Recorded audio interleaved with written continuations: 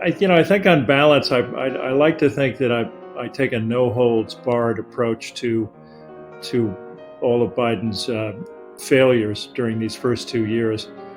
But once again, at the end of the day, or at least the midway point of this presidency, more accurately, I do think that I think the turning point of this presidency was February 24, 2022, when Putin invaded Ukraine and Biden began to rally NATO to defend a democracy in the heart of Europe and face down Putin. And from there, a lot of successes followed. Legislative victories that rivaled LBJ's, capped by the Inflation Reduction Act, defying the odds in the midterms. So I think Joe Biden does go into the third year of his presidency with the wind at his back. I'm David Priess, publisher of Lawfare, and this is the Lawfare Podcast, January 20th, 2023. We have just ended Biden's first 2 years as president, and it's a great time to reflect back on the wild national security ride we have had.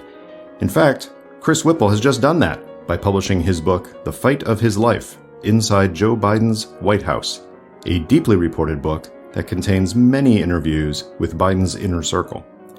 I talked with Chris about the transition from Trump to Biden, about Biden's decision to pull out of Afghanistan, about Russia's invasion of Ukraine, about the Biden administration's strategy of releasing intelligence before the invasion to try to both preempt the invasion and prepare European allies for what would come afterward, and much more.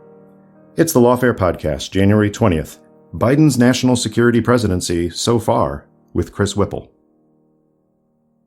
Chris, I appreciate you coming on the podcast to talk about primarily your new book, the first, I think it's the very first, very serious, in-depth reported treatment of the first 2 years of the Biden presidency.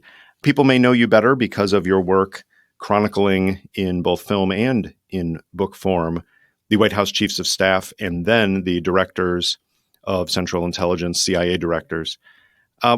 What made you decide to do a much wider political study of one administration? When people ask me, why did you write a book about the first 2 years of Joe Biden's presidency? My answer is, how could I not? I mean, Joe Biden and his team faced the most daunting array of challenges since FDR's time. A once-in-a-century pandemic, a crippled economy, global warming, racial injustice, the aftermath of a bloody insurrection on the Capitol. And, so how could anybody with a political or storytelling bone in his body not want to tell that story, especially if you could have access to Joe Biden's inner circle, which I was able to get. So to me, it's not so much a history, political history, as it is a political thriller. I mean, this is a story that has no ending yet. Mm-hmm, definitely, and I'll say it does read that way. You've written it in a very approachable kind of you're in the room where it happens style. Well, it's great to hear this kind of you. Let me just add to that my previous books, you were kind to mention the gatekeepers and the spy masters on the White House chiefs of staff and the CIA directors, covered something like 100 years of history. This book covers 2 years, and yet this was a bigger challenge for me, believe it or not. And one reason is that this is the most battened down, disciplined, leak-proof, on-script White House in modern history, I think. They're not easy to get to. But second, writing about a White House in real time is an amazing challenge. I mean, it's like trying to design an airplane in mid-flight. You don't know where you are, or where you're landing, or what's gonna hit you next. A COVID variant will slap you in the face, and the next thing you know, you've got an invasion by a tyrant of a democracy in the heart of Europe. Mm-hmm. And you have to just kind of roll with all of that. And and figure out where you come out on the other side. But having said that, that kind of challenge provides an even greater reward when you pull it off. Right on. And it definitely reads that way. That is, you're in the middle of a thread on Afghanistan or Russia, Ukraine, and suddenly a COVID wave hits, or suddenly there's protests, or suddenly there's an issue that is related to public relations. So we're not going to cover all of that, this being a national security law and policy podcast, but I do want to drill down on a few. And I really want to start with the fact that this administration might not have started at all in the way that it did due to the historically unique transition. Talk a little bit about Christopher Liddell, who's a name that many people still don't know, even though he played a crucial role in transitioning from the Trump administration into the Biden years. It's an amazing story, David, and it was striking to me that no one else had told it. You know, we may think that there's been so much written about this fraught transition from Trump to Biden that there'd be nothing left to say.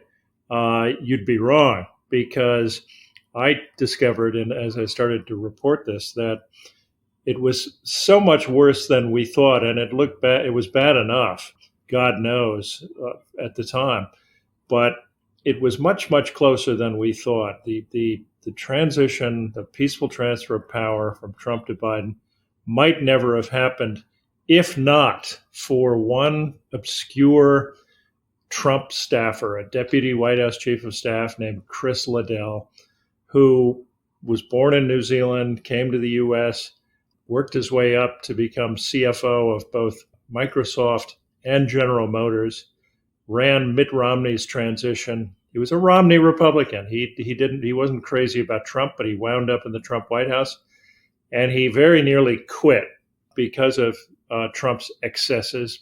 At one point, Liddell was about to quit when he was talked off the ledge by Josh Bolton, who was George W. Bush's second chief of staff. There was a small group of people, Bolton and a few others, who were kind of a lifeline for Liddell, and they would talk him off the ledge every time he was about to quit, because they knew that Liddell was somebody who might, he was a voice of reason, one of the few inside the Trump West Wing.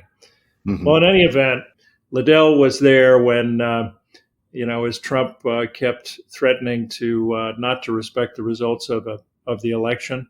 He stayed, and he managed to carry out what was really a sub rosa operation under Donald Trump's nose and without his knowledge. He kept the wheels of the transition turning. And it's an absolutely stunning story. And as I say, there were moments where he was on the verge of quitting, when he was talked into staying. He nearly quit after the attempted insurrection on January 6th, along with many others who did quit, as you know. He was talked into staying, and on the morning of January 20th, 2021, he walked out of the West Wing, climbed into his 1960 Corvette convertible, drove down to the Southwest Gate, and tipped his fedora to the Secret Service and roared off down Constitution Avenue, having felt that he'd carried out the transition from Trump to Biden. Incredible story.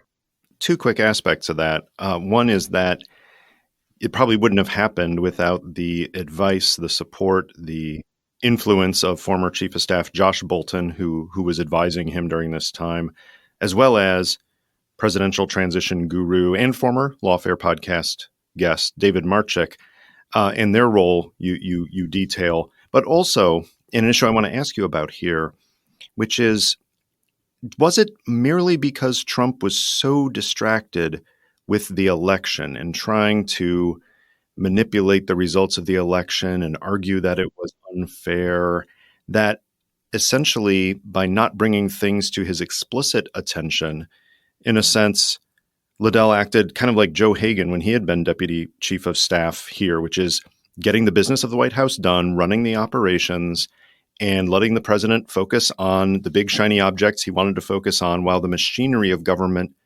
continued? That is, was it a deliberate strategy to keep Trump focused on other things so that they could make sure that the machinery of government moved forward for the next administration? I think the answer is yes. Partly Trump was distracted, and partly because he was up to his eyeballs, as we all know, and scheming and plotting and trying to corrupt his own Justice Department and install a new attorney general and people at the CIA, and meddling with election results in various states, and meeting with that Star Wars bar cast of characters of lawyers who kept coming and going. Partly it was that, but partly also the fact that Trump just didn't understand governance, period. He had no idea how the levers of power operated, no more that 4 years in than he did on January 21, 2017. So it was partly he didn't understand what a transition was. And also Chris Liddell, as somebody put it, it was a vivid metaphor. It's kind of like the eye of Sauron. As long as Chris Liddell stayed out of it, stayed away from the Oval Office, and did his thing, he could. Trump wouldn't interfere. Here's another part of it that is kind of astonishing, and that is Mark Meadows, the chief of staff, Trump's final chief of staff, who was complicit in almost all of Trump's nefarious deeds at the end, inexplicably turned a blind eye to, and more than turned a blind eye, he actually gave a wink and a nod to Liddell to go ahead with the transition. He just said, "Look, you do what you have to do. Just don't tell the boss." It's hard to explain, but in part, I think it's just Meadows' fecklessness. He was a yes man to everyone, not just Donald Trump, and he let Liddell go ahead and do his thing. Right on. And one aspect of it may have been that, unlike decades ago, the presidential transition process now has parts of it that are a matter of law in terms of when memos must be produced and the kinds of things that go on behind the scenes. But you still raise an interesting question, which is someone who is so willing to skirt other issues and push the limits, in this case, basically let the transition go on. Yeah, it's hard. It's really hard to overstate how close we came to the peaceful transfer of power not taking place.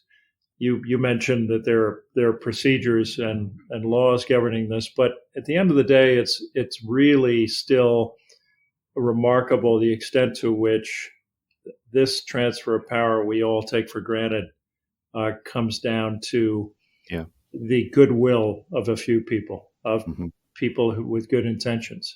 God knows they were in short supply in Trump's final days in his White House. There's one Washington institution, Chris, that most people aren't aware of, even a lot of Washington insiders, and you provide an exceptional window into.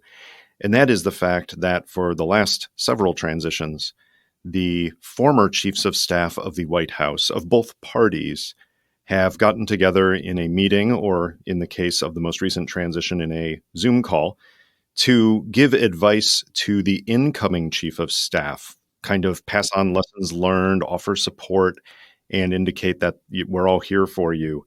And in this case, if I remember correctly, it was almost all of the 21 or 22 former chiefs of staff. Only 2 or 3 didn't make it. 19 chiefs were on this call, yeah. Okay. With your previous experience working with the chiefs of staff and speaking with all of them and putting that together and overlaying it onto the Biden experience with Ron Klain coming in, do you feel that Ron Klain, in a sense, had a head start, that he had been forewarned about some of the issues that even he, with his experience, would not have known about the specific aspect of being the presidential chief of staff for the entire White House operation, that helped him with this, as you put it, very challenging transition and beginning of the administration? Well, to begin with, Ron Klain, I think every living White House chief of staff would agree that Ron Klain was the best prepared person ever to take on that job. And it's saying something, as you know, given the caliber of the people we're talking about. Klain had worked for 9 different White House chiefs of staff going back to his early days. But this Zoom call that he had on December 18th a month before the inauguration was really remarkable. It happened during COVID. This tradition goes back to Rahm Emanuel in 2008. That's when it began. And we mentioned Josh Bolten. It was Josh Bolten's idea to gather all the chiefs in the White House in his office. He was the outgoing chief, to give advice to the incoming guy, the new kid on the block. So it's been happening since then. And in this case, it was the first time it happened on Zoom. Two of Trump's chiefs were there, John Kelly and Mick Mulvaney, not Reince Priebus or Mark Meadows, who, of course, was in the midst of trying to overturn the election. And it was fascinating because they all gave a piece of advice to Rahm. One of my favorite parts of it was LBJ's White House Chief of Staff, Jim Jones, who was 28 during the LBJ's final year in 1968. He's now 82 years old, and his piece of wisdom was take care of the president's rest. I'm 82 years old. I look at Joe Biden. I recognize myself. I see it in his gait. I'm an expert at tripping going up the stairs. This is somebody who really needs he needs to be taken care of. I used to see to it that LBJ had a nap every afternoon. You've got to take care of Joe Biden. And all of them gave advice, and all the way from Jim Jones to, as I say, John Kelly, who remarkably and maybe ironically offered the advice that you should always, I'm paraphrasing now, but make sure you follow the Constitution and obey the law. Absolutely. There are a couple of big international stories that really center your narrative. And one of them I'd like to jump to is the pullout from Afghanistan and the very hectic experience in those final days. And in the book, you cite a prominent foreign policy expert who mentions that Biden and his team appeared to be in lockstep, which often is a good thing rather than having very different messages coming out of the administration on a contentious issue. But the danger is, as this policy expert put it, that there was an amazing amount of groupthink and no one was looking at the alternatives to a relatively smooth pullout. And I wonder if you can characterize that, especially in terms of the interactions that you got such a good window into about the senior-most advisors to the president. Well, the Afghan withdrawal, let me just say as a kind of overarching point before I get into the details, that I really look at this presidency as a kind of tale of two presidencies, the first year and the second. And the first year was, no doubt about it, the first year was really defined by the debacle of the evacuation from Afghanistan. The second year, I think, by the invasion of Ukraine by Vladimir Putin and Joe Biden's ability to rally NATO and face down a tyrant. But Afghanistan really triggered, as you know, a steady decline in Joe Biden's approval ratings and obviously had extraordinary consequences for the Afghan people. There were real differences of opinion. I think that the comment about groupthink was unfair, really, about Joe Biden's foreign policy and national security team, because it was certainly true that Lloyd Austin and General Mark Milley, chairman of the Joint Chiefs, and of course Austin's defense secretary, argued strenuously to keep a small force, roughly 4,000, 4,500 or so troops, maintain this, what they considered a relatively small investment in keeping Afghanistan stable. Joe Biden, of course, came in determined, hell-bent on withdrawing from Afghanistan, but promised he would hear other points of view. They did many NSC meetings. They had a long one with Admiral Jim Stavridis, who was one of the characters in the book, who also argued for the proposition that we should stay with a small imprint in Afghanistan. They lost that argument, obviously. Joe Biden was not convinced. And it was, to me, fascinating because I got to spend a time with, I talked at length with Tony Blinken about this. I talked at length with General Mark Milley, who gave me a master class in his thinking on all of this. In the end, as Mark Milley described it, and pretty compellingly, I think, he said that Joe Biden essentially said, look, the day he'd set a deadline for January 31st. And of course, prior to that, Donald Trump had set a deadline of May 1st for getting out of the country. Joe Biden argued that the day after that deadline, we would be back to square one, fighting a war against the Taliban. The Taliban would step up their attacks, and we'd have to increase troops all over again. It was a recipe for endless war. Milley said to me, conceded that he could not answer that argument. He could not persuasively argue that that wouldn't be the case. And so Milley, Austin, Stavridis, and others lost the argument, and the withdrawal proceeded. Part of the issue that you develop, in part from your conversation with the Secretary of State, involves what was the intelligence picture about the possibility or the probability, and especially the speed of a potential Afghan government collapse.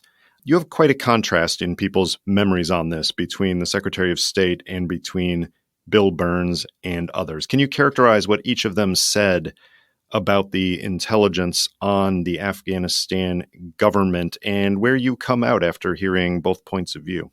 So clearly, there was plenty of drama to the evacuation of Afghanistan, as we all know, watching it on television. But it turns out that there was also plenty of drama behind the scenes among Biden's advisors. Tony Blinken, the Secretary of State, told me in no uncertain terms that everything they did was based on a fatally flawed intelligence assessment that predicted that the Afghan government and armed forces would be stable for 18 months. Well, this was news when I sat down to Bill. It was news to Bill Burns when I sat down with him, the CIA director, in his office on the 7th floor of CIA headquarters over at Langley, and we talked about this at length. And he said, no, look, he said, we were clear-eyed, the CIA was, about the fragility of the Afghan government and armed forces. And he said that especially if you pulled out two legs of the stool, as he put it, the American military and the American contractors, that was a recipe for quick collapse. Mark Milley, chairman of the Joint Chiefs of Staff, had yet another version in which he said, no, the intelligence he remembered was that the Afghan government would last until about Thanksgiving. So they're all over the place. And I think that this was obviously part of the problem. If you look at it, it's pretty clear that the execution of the evacuation was based on the assumption that they had more time. We had only 700 troops on the ground to conduct that evacuation. That was the cap that Austin and Milley were operating under. It was based on a false assumption that the Afghan government would last. Right on. Well, whether the historians who look back at this with even more full information than you were able to uncover characterize this as an intelligence failure or a policy failure or some degree of both, there is certainly a contrast with another story that you tell at length throughout the book, which is the awareness of what Russia was going to do in Ukraine and the unprecedented or virtually unprecedented willingness of the President of the United States personally to direct that intelligence be declassified and released to allies and also to the public to preempt a lot of Russia's planned shenanigans before the invasion. And I'm hoping by contrasting it with the Afghanistan pullout that you can shed some light on this. How extraordinary was that? And what aspects of it surprised you as you were interviewing the chairman and others? of course, I described the Afghan evacuation as a whole of government failure in which everybody did almost everything wrong. Mm-hmm. Mm-hmm. And it strikes me as you ask that question that in the case of Ukraine, it was almost the opposite, where everyone did almost everything right. And it began with the performance of the intelligence community and predicting what Vladimir Putin was up to. It rivaled the performance of the intel community during the Cuban Missile Crisis, when they were able to get stolen blueprints of the Russian missile sites in Cuba and U-2 flights and prepare JFK for what was happening. It was an extraordinary performance. So the intelligence community had the blueprint for the invasion. Joe Biden acted on it. And I tell the story, in fact, the book opens with a scene in the Oval Office in which they're waiting for Bill Burns as he's returning from his trip to Moscow on the eve just before the invasion, in which he got on the phone with Vladimir Putin and became convinced that Putin was going ahead, and Burns flew back and briefed Biden and his key advisors. And from that moment forward, Joe Biden really rose to the occasion. He was, I think, better prepared than anyone I can think of to face that moment. He'd spent his entire career really studying the Russians and of course the Soviets and during the Cold War days, and he was uniquely qualified to do this. So they were able to rally skeptical allies. They couldn't really convince them until the invasion took place, but they were able to, in the walk up to the war, prepare Zelensky for what was about to happen. I tell the previously untold story of how Kamala Harris had a private meeting with Zelensky at the Munich Security Conference on the eve of the invasion, which she took him aside privately and told him that not only are the Russians coming for Ukraine, they're coming for you and your family personally. Zelensky was still a skeptic at that point, and when he left the room, she turned to one of her aides and she said, "I wonder if that's the last time we see him alive." Wow. This whole thing was closer than anybody realized, but Biden was convinced it was going to happen. And very quickly, on February 24th, 2022, the NATO allies realized that this was real, and this was, in effect, their 9/11. Absolutely. You talked about Bill Burns briefly there, and I'm hoping you can characterize how important it was to have Bill Burns there, who I would put perhaps up there with Ron Newman and Tom Pickering as some of the best placed and well-regarded diplomats of their generation. But now, of course, as CIA director, bringing all of that experience, including his stints of service in Moscow, to bear and being able to be, in a sense, a different, credible channel to try to communicate with Putin and to carry messages back to Washington. So describe Bill Burns' place in this and how you think it was important to have someone of his background here at the time to help the president make these tough choices about how and whether to release intelligence and prepare allies. Well, I said it a minute ago that Joe Biden was uniquely prepared to rally the NATO allies and face down Vladimir Putin. You really have to say that Bill Burns was really the perfect person to be CIA director at the time as well, I think. In addition to the diplomats you mentioned, I'd throw in Dick Holbrooke as one of the great ones. Nobody could be less like Holbrooke in terms of his personality, but he's measured where Holbrooke was impulsive, but Burns was really uniquely qualified to deal with this for a number of reasons. Not only because he was the quintessential diplomat, the most accomplished of his generation, but he knew and knows Vladimir Putin better than anyone other than Putin's inner circle, probably.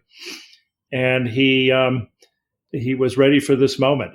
In the book, I talk about how he made a secret mission to meet with Zelensky prior to the invasion, and also briefed Putin on the Russian hit squads that were coming to get him. It was Burns' intelligence that helped Zelensky to fend off those attempts on his life.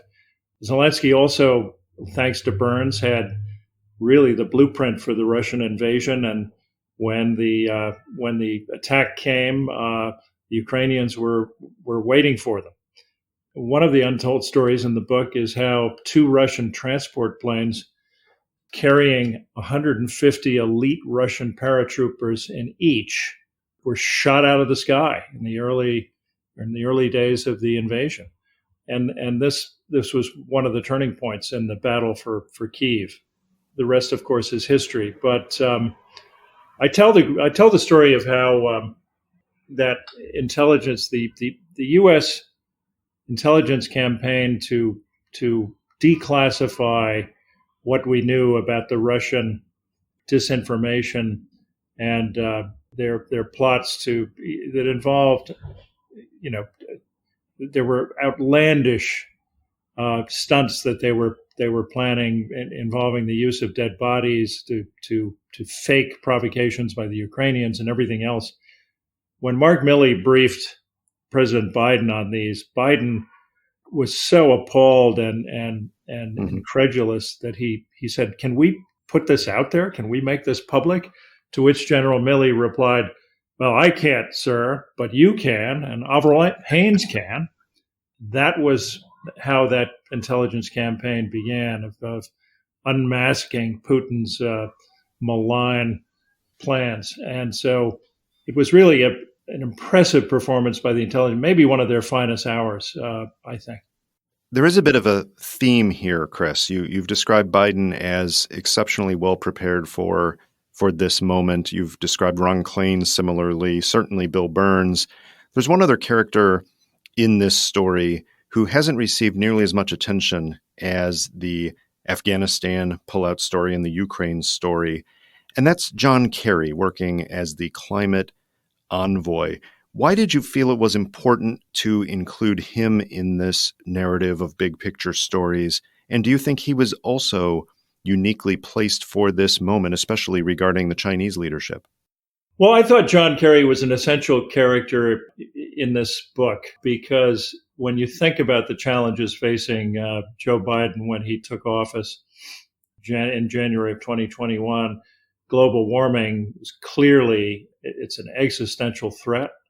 It clearly, belongs along with the pandemic and the crippled economy and the invasion of Ukraine. It's certainly in the same league as a threat, and nobody knows it better than John Kerry. I mean, this is the guy who going back decades as a senator, when he was a young man, went to school on this subject well before most others, and was the architect, of course, of the Paris Accord under Obama. He was obviously the go-to person on this subject. So I tell the story of how John Kerry tried to negotiate first with the Chinese early in the administration and was terribly frustrated by that.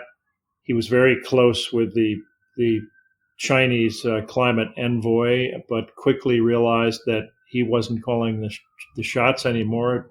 Only Xi could really reach an agreement with the U.S. And so Kerry was frustrated, and with the Chinese. He was also somewhat frustrated with our own government, the U.S. government, because of all the other things that were competing for Biden's attention, from COVID to Ukraine. So Kerry agitated for a summit between Joe Biden and Xi, and nobody was paying attention to this or telling this story, and nobody really knew this was going on behind closed doors. So So I tell that story in the book.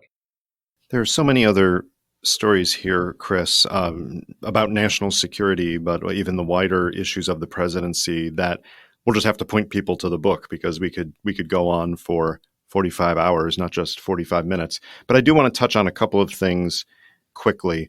One of them is you have some interesting coverage, I'll say, about the caution with which President Biden has treated his own Secret Service detail in light of what came out from the January 6th hearings and in the January 6th report about the Secret Service and their interactions with President Trump. I'm hoping you can tell us a little bit about that. Why is it that Biden seems to be so hesitant about giving his full confidence to the Secret Service, and what do you make of it? This was really stunning to me, David, when I learned it, and I still find it kind of hard to believe. We all think of the Secret Service. I think despite their recent difficulties with a lot of respect, we think of them as people who check their politics at the door before they, protect the president. And I think Joe Biden discovered early on, after becoming president, that a number of the agents in his detail were MAGA sympathizers, and maybe that shouldn't be shocking to anybody who thinks about this, because law enforcement, not just the Secret Service, but law enforcement writ large, is populated by a lot of people with deeply conservative views. But again, we expect the Secret Service not just to protect our presidents, but to keep their secrets. And Biden was not at all sure he could trust them to do so. Think about it for a second. For context here, think of how much Trump tried and to some extent succeeded in politicizing that agency. He took the most loyal agent he had, Tony Ornato, and made him White House Deputy Chief of Staff for Operations, a boldly political move that no other president would consider doing. These aren't political people. They're not supposed to be. And that was all you need to know about how Trump regarded the Secret Service. And then think about January 6th, when Mike Pence was in the loading dock at the Capitol, underneath the U.S. Capitol, as a mob was pursuing him and trying to hang him, when he refused to get in his detail's car. He wasn't sure where they were going to take him. He wasn't sure that they weren't part of Trump's plot. That's the kind of context that this was happening in here. And I'm not suggesting that Joe Biden's Secret Service detail is a threat to him physically, but he was troubled by the fact that there were members of his detail that he felt he couldn't trust. It is disturbing to even think about that and its implications, that's for sure. Let's wrap up, Chris, with some overall thoughts. I will say you have remarkable access to a lot of people here, both in this administration and people who have weighed in with the current administration or have deep perspective on it. There's definitely a positive feeling between all the stories, but for Afghanistan and a couple of others, the general sense one gets from looking at the way you've told the story is that the Biden administration has tackled a lot of things by necessity and tackled a lot of them at the same time by choice. And generally, it sounds like your perspective is they've done a pretty good job with it. Now, a lot of that is from the actors themselves, people telling you, depending on how you spin it, people telling you either excuses for why things didn't work out better or faster, or giving you the rationale and reasoning why. I'm wondering if you can do a little self-reflection at this point and put a wrap on it by describing whether you think overall the Biden administration has done well on these national security and wider issues, or if perhaps because the story isn't fully written yet, that you're prepared to, in a sense, walk back some of that positive feeling that comes through the pages of the book. Well, I guess I would say this. I really do think, as I mentioned before, that this is a tale of two presidencies: the first year and the second. And the story of the third and fourth year, of course, have yet to be written. The first year was marked by the bungled evacuation of Afghanistan that triggered the long decline in Joe Biden's approval ratings. And I certainly tell the story of that long period of ugly sort of sausage making on Capitol Hill, where he was unable to pass Build Back Better.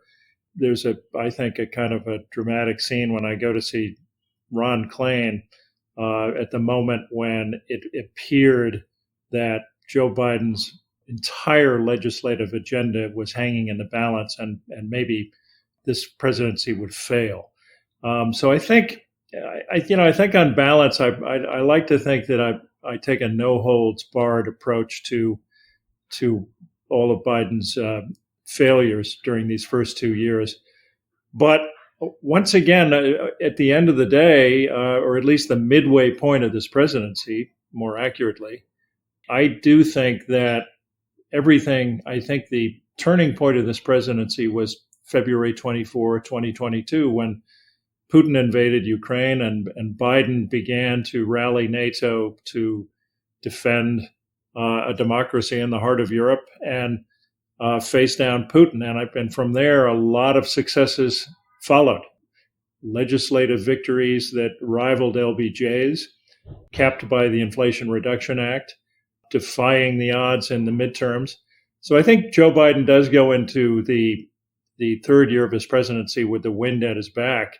And now you could argue the hard part begins. He's by no means out of the woods, because he has to continue to rally NATO to defend Ukraine. He has to avoid a recession and control inflation. He's nowhere near done. But let me also add that I like to think this is not a book just for political junkies either.